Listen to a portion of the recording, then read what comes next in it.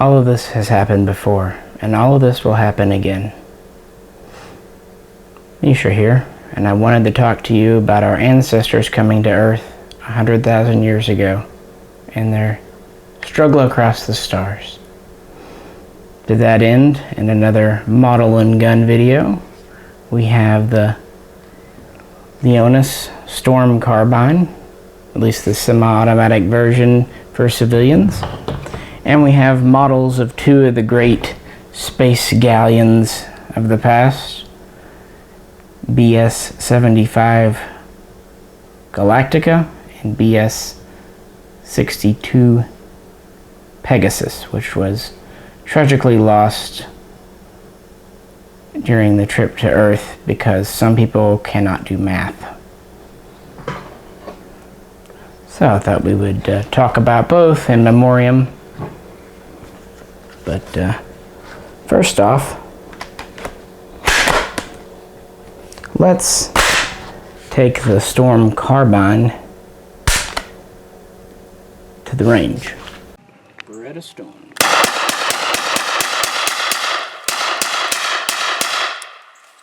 Held open.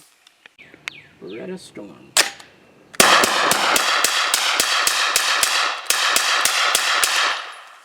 Held open. Alrighty. As any military gun, it is 100% reliable. And on Earth today, because everything that happened in the past happens again, this has been rediscovered by the Italian company Beretta and been in production about the last 20 years. Talk a bit about that. But first, the ships that brought it.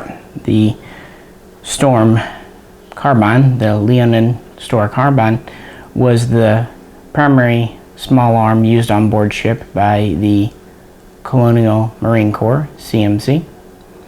So it would have been used to maintain order and defend on both ships. These are both ships of the era.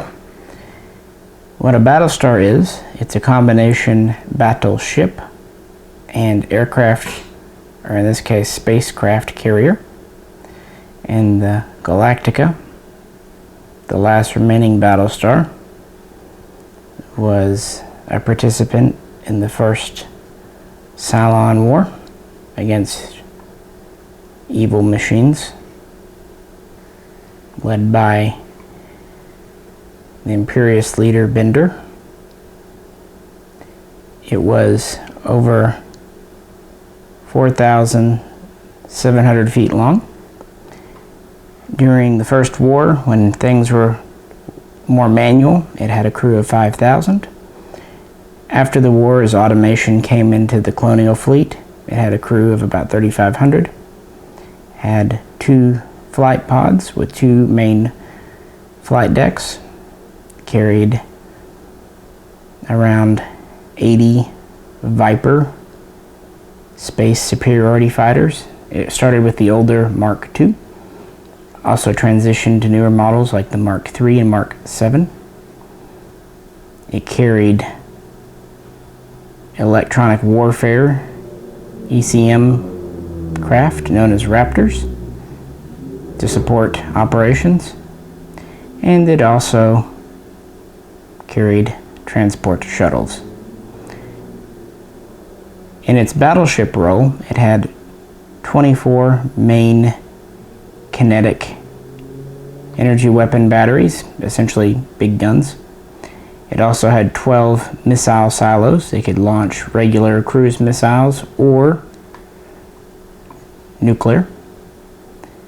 And they had numerous point defense cannon to shoot down enemies, basically to provide flak.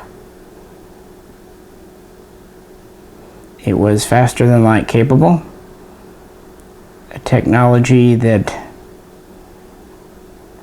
I assume was developed in Russia in 1978, has been kept under secret, because if we had it before, we'll get it again.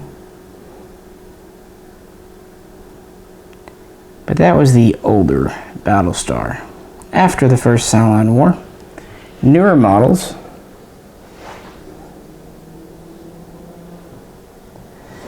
known as the Mercury class were introduced. They were larger, at just under 5,900 feet, 5,900 feet. But because of automation and advancements, they had a smaller crew of about 2,500. While they still had just 2 flight pods, they were double-sided, because all good things are double-sided, for 4 flight decks. They could carry up to 200 Vipers and 50 Raptors, plus shuttles. In addition, they had a manufacturing facility to build Viper Mark 7s. They had virtual reality training facilities for pilots. There too, of course, were FTO capable. In the battleship role, this had 34 main guns, batteries, at least 20 missile silos, and again, numerous point defense.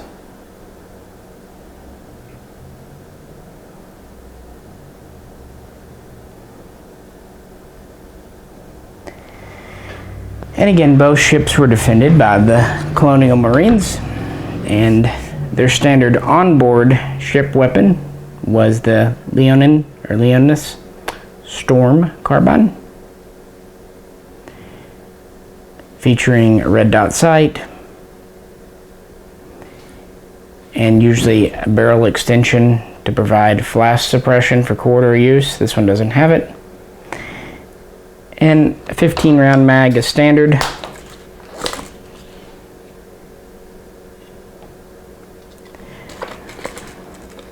But 20 and 30 round mags were provided for when the Cylons were being bad dinner guests, or when the rabble were getting uppity.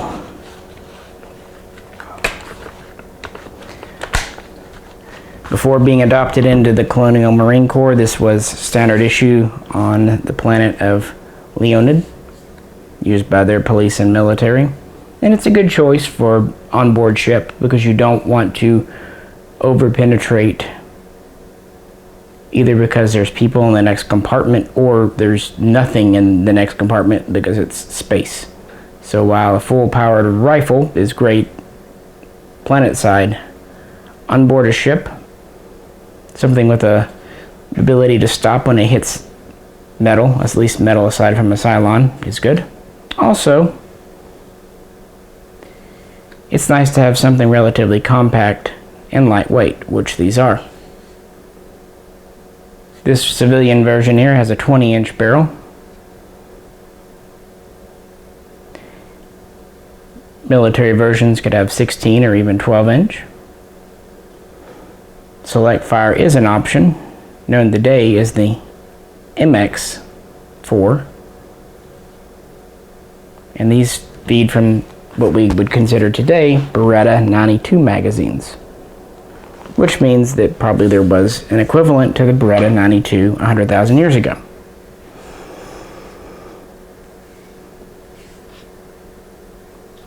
I always thought these were cool guns, and they're pretty lefty friendly too. Beretta's always been really good about that. So yeah, this carbine is from Beretta, and these historic models are die-cast from a British company known as Eaglemoss. And no, they're not to any scale, because if they were, they would be the size of this room. Alrighty folks, just having a fun video. Anyway, hope you enjoyed it. If you did, we have several other model and gun videos on this channel, kind of comparing them. And then if you like it, you might visit my personal channel just under the name Misha. And we've done videos on this gun before too, but when we were at the range the last time, frankly, I just felt like shooting it, so why not? Fun gun. Thank you guys. If you have any questions or comments, please post them below. And if you'd like to help support our channel in this present day, please check out the link to our Patreon page. This is Misha, and we'll catch you very soon next time. Beretta Storm. Safety, I presume? Mm-hmm.